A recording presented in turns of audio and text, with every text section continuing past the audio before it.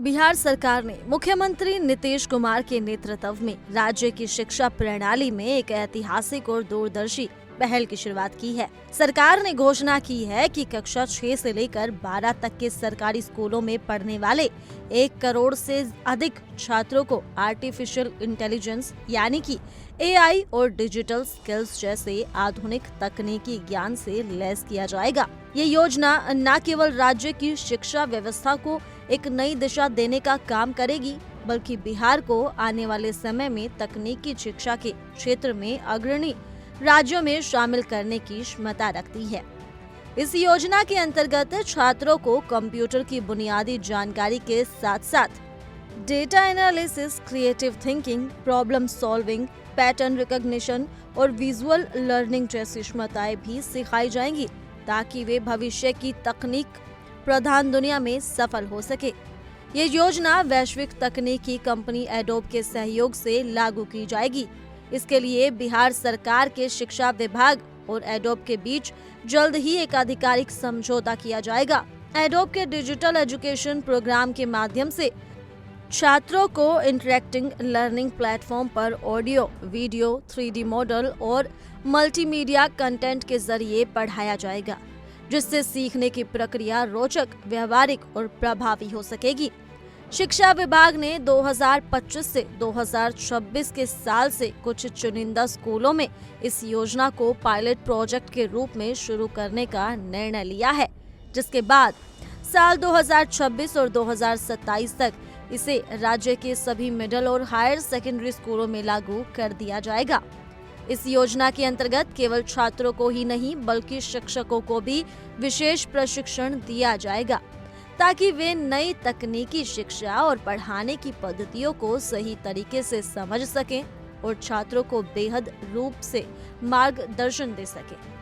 ये पूरी पहल पहले से ही बिहार में सफल रहे ओनियन मॉडल पर आधारित है, जिसके तहत राज्य के 6000 स्कूलों में लगभग 28 लाख बच्चों को 3D मल्टीमीडिया से पढ़ाया गया था।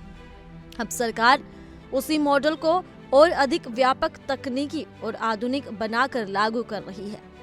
इस योजना का सबसे महत्वपूर्ण पहलू ये है कि ये शहरी और ग्रामीण इलाकों के छात्रों के बीच की डिजिटल खाई को कम करने का प्रयास है।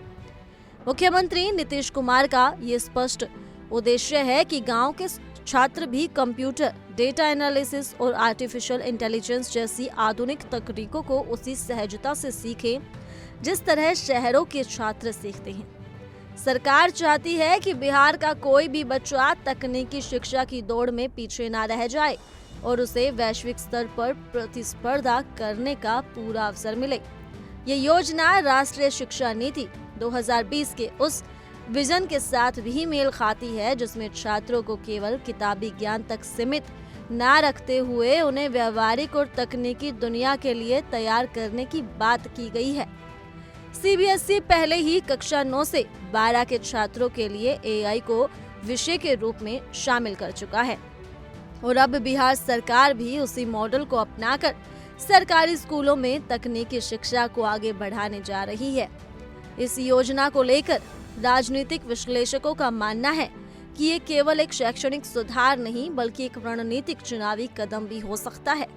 बिहार में 2025 के अंत तक विधानसभा चुनाव होने की संभावना है और इस योजना के जरिए नीतीश सरकार ने बड़ी संख्या में युवाओं और उनके अभिभावकों को सीधे प्रभावित करने की कोशिश की है। राज्य की युवा आबादी, विशेष रूप से स्कूल और कॉलेज के छात्र इस योजना के सीधे लाभार्थी होंगे, जिससे ये योजना एक मजबूत चुनावी मुद्दा भी बन सकती है।